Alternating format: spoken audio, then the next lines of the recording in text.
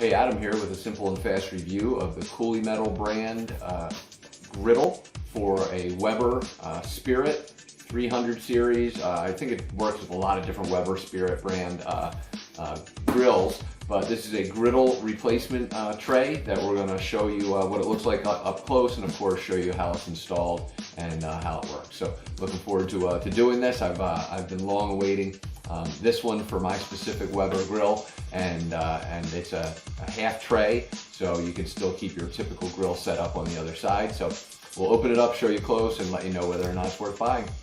All right, so when you get the packaging out, this is what it's going to look like in the box.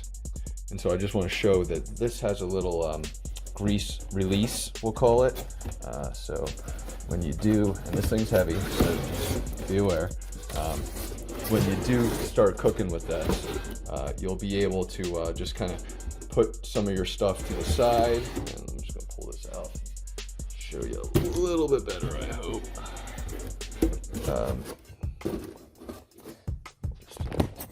Just here.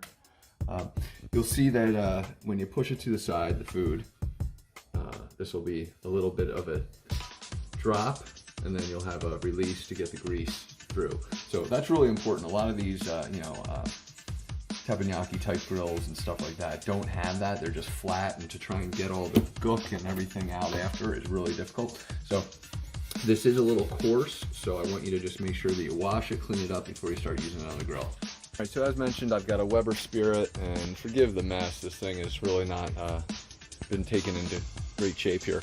But I just want to show you how it fits. So let me back out a little bit. Really clean, and again, just going to use this.